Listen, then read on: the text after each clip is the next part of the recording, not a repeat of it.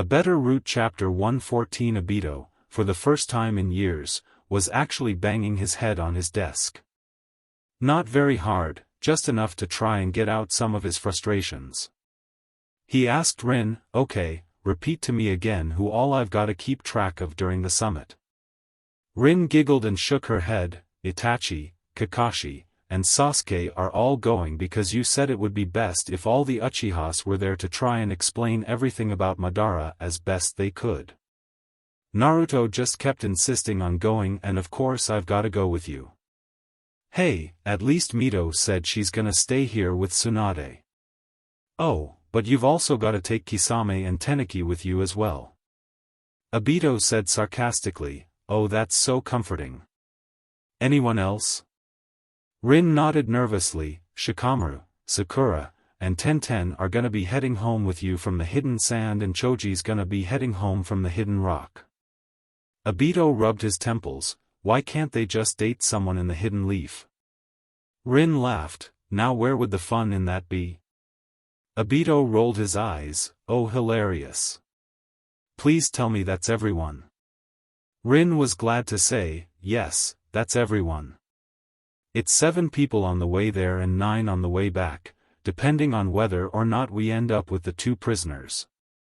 Obito didn't feel comforted by that. Most of them are only bringing 3 Rinchan. Although I will admit, I was shocked that Inoki's been so cool about Choji dating his granddaughter. Rin wasn't surprised at all. It's Choji, sweetie. He probably saw him and praised God it's someone he actually thought would respect him and his granddaughter, even if he was from the Leaf. Obito had to stop himself from laughing. "I guess you're right on that one.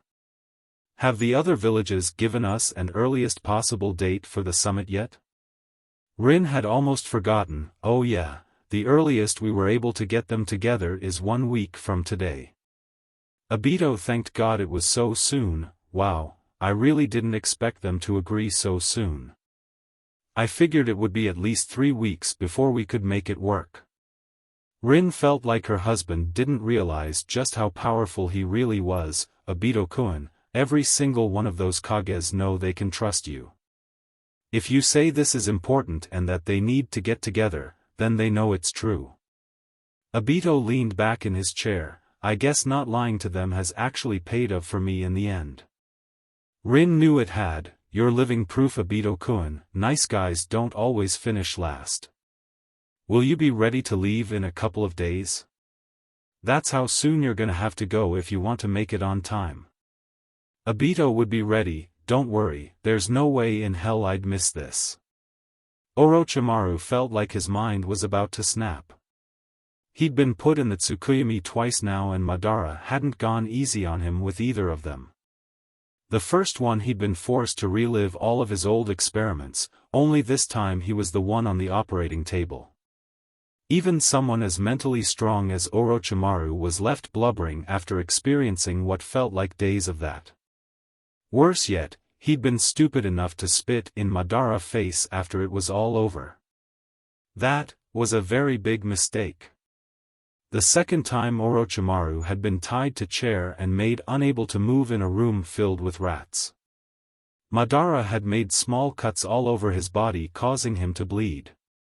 This caused the rats to pick up the small of the blood and crawl all over Orochimaru. These rats were very hungry as well. Orochimaru really couldn't bring himself to think about it anymore. Madara had noticed Orochimaru was back and walked over to him. "So Mr. Big Bad Sannin, are you finally willing to work with me?" Orochimaru didn't talk, just nodded timidly. He never thought a day like this would come, but someone had completely broken him. Madara put his hand on the man's shoulder almost like he was trying to comfort him. "No, don't look so glum, Orochimaru. Don't you realize that you're going to have a part in the most important battle in history? In fact, you'll be one of the most important people in the war. You should count yourself lucky, my friend." Zetsu asked behind him. "Okay, he's on board. Now what?" Madara couldn't believe he even had to say this. "Now we collect as many powerful dead ninjas as we can get." Zetsu felt stupid now. "Oh, right. So who all do want me to get? Madara smack his forehead, honestly Zetsu, I've been dead for 20 years. I don't even know who all died recently. Why don't you use that brain I gave you and go out and look for some? Zetsu gulped a little bit, hee, I'll be sure to do that, sir. The Hidden Leaf has quite a few good choices. I might stop there first. Thanks to pain-killing Jiraiya. Orochimaru cut him off. Jiraiya is dead? Zetsu smirked, so he finally speaks. Yes, your old teammate is dead. It took quite a lot to take him down too. He'll make an excellent addition to our army. Maybe some of the past Kages too. Oh my, we really are building a powerful army, aren't we? Madara was really starting to like his odds, I have to agree, Zetsu. Those fools have no idea what is really coming for them. They're going to be crushed like the weak little mongrels that they are. Obito and all who were accompanying him were just about ready to leave. Most of them hadn't packed too much, since they knew once the meeting was over every single person would be rushing home to prepare. The goodbyes were being made very fast as all of them wanted to get to the summit as quickly as possible. Karen was whispering something in Sasuke's ear, you'd better get home as quickly as you can. I don't want you to be gone for too long. Sasuke gave her a small hug, I don't really have a lot of control over it, babe. Karen started to persuade him, oh, that's too bad. I've got all kinds of really fun things planned for when you get back. Sasuke asked nervously, what all did you have in mind? As Karen started to tell him all about the little tricks she had in store for him, Sasuke's face got redder and redder. Itachi chuckled at his younger brother and turned to his own girlfriend, my apologizes Hana-chan, but it really would be best if all the Uchihas were at the summit. Hana didn't really mind, don't worry about Itachi-kun, gotta do what you gotta do. Just come back to me in one piece, alright? That's when Hana's dogs began to sniff around Itachi clothes, how do they always know when I have treats for them? Hana giggled, they're Inuzuka dogs, you can't hide things like that from them. He pulled out 3 dog biscuits and tossed them to Hana's hounds.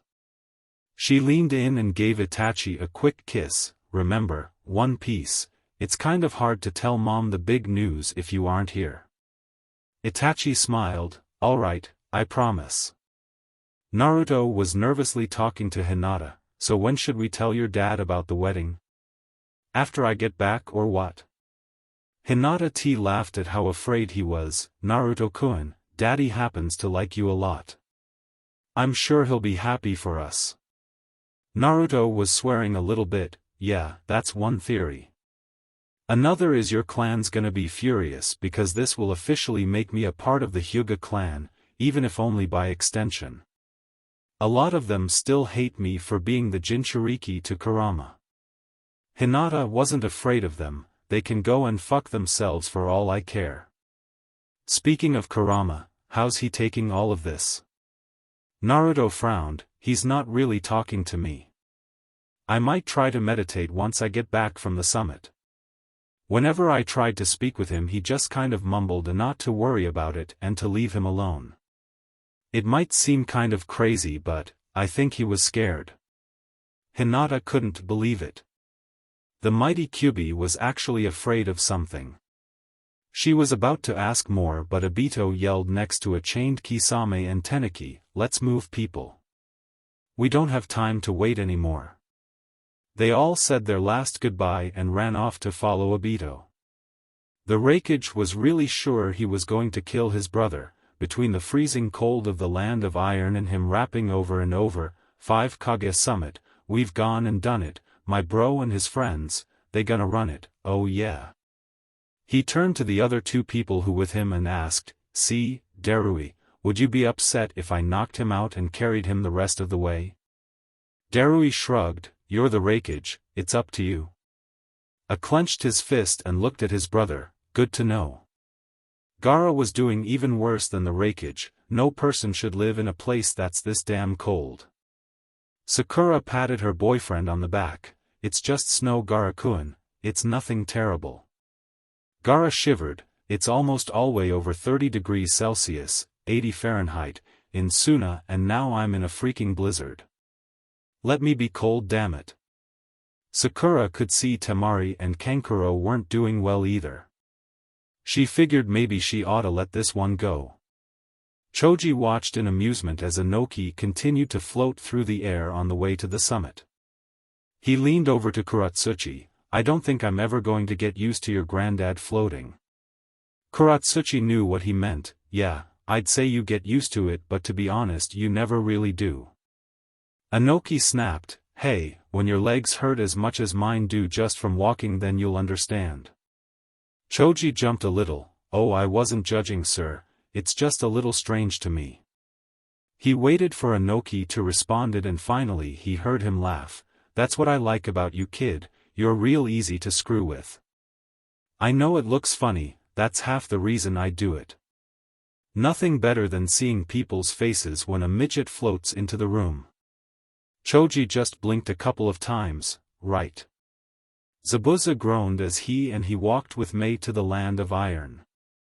Haku was there as well and another swordsman named Chojuro.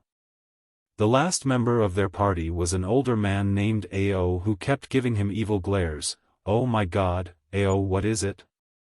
Ao scowled. I know why you came here, Zabuza, you just want to sleep with Lady Mei. Zabuza growled, I've said it 100 times, she's the one who hits on me. And I'm relatively certain she's screwing with me. Mei agreed, guilty on the first part and I'm only half screwing with you, Zabuza-kun.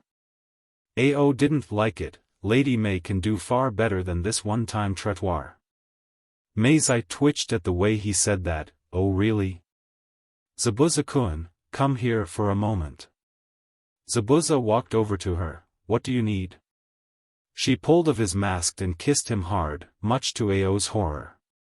Once she was done, Mei said, I happen to like Zabuza-kun quite a bit, and I won't have you talking about him like that. Zabuza-kun, you'll be talking me out to dinner once we get back to the mist. Zabuza asked dumbly, wait, do you really like me that much or are you just doing this to piss off Ao? Mei answered, it's mostly that I like you, but Ao talking about you like that did trigger it. Zabuza wasn't about to say no, I'm not gonna complain about this. I am so in. Mei took his arm as he slipped his mask back on.